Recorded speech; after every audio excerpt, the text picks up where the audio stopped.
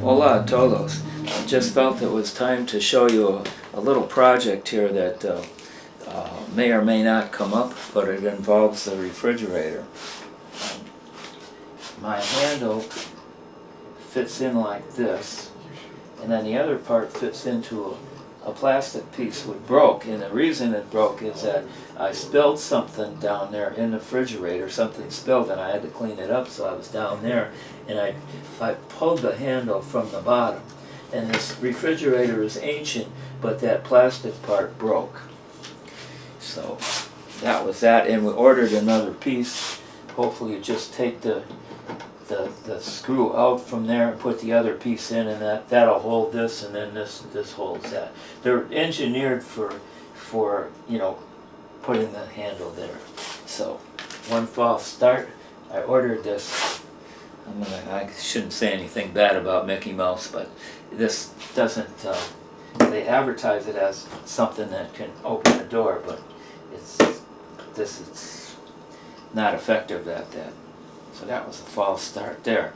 So then I just went back and ordered a piece by this, it said this manufacturer, where are they up there, and so we'll be able to see when that piece arrives if it works. Now, while all that happened, they say fun comes in three things, but this was like two for the refrigerator. Refrigerator stopped working, so all my ice cream, I don't know if we started it up again, but yeah, the ice cream is still swishy, but at least the refrigerator is going again. As I say, this is an ancient refrigerator, and I've more than gotten my money's worth out of it. It's fairly easy to handle compared to other bigger refrigerators. But what the problem was, because of this apparatus that we have sitting on top of the refrigerator, it didn't make it easy to move. It used to be just, you could slide it forward, and if there were any problems, you could take a look at it. But what the problem was this time is just that the plug, for some reason unknown to anybody around here, that plug needed to be pulled out and then put back, and then the compressor started cooling again and doing what refrigerators are supposed to do. But for 3 days, I, in my infinite wisdom, couldn't figure out. I just automatically assumed it's an old refrigerator and need to have a new one, and that's that. But by replugging it in, it started working again. I could hear the compressor going, and it's getting things cooler again. And so that's a lot of problems of buying a new one and having it brought and installed, and what to do with the cardboard that it came in, and etc., etc. So for some reason this refrigerator just doesn't want to do the sayonara bit. So, but that was it. Just pull the plug in.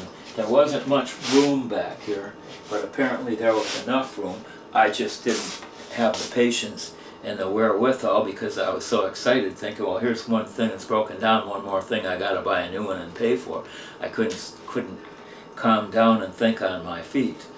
And so, all by way of telling you, if you have a problem, just calm down and assess it a little bit better and try something. Because I knew, I came up with that idea. I said, well, pull the plug out and put it back, maybe the compressor will start again. But what I couldn't figure out is that we've had some power outages, and so the electricity gets turned off to the item, and then when the power outage is over, it resumes. So because of that, I just didn't think that was the problem, but it was. So sometimes you get lucky, sometimes things are simple. So at this channel, we've always been attempting to provide you with value, and this is, I think, a valuable thing. Do the easy thing first. Whether you're a doctor or a refrigerator owner or whatever, do the easy, simple, fast thing first. It might work, you might get lucky. Wouldn't it be nice if we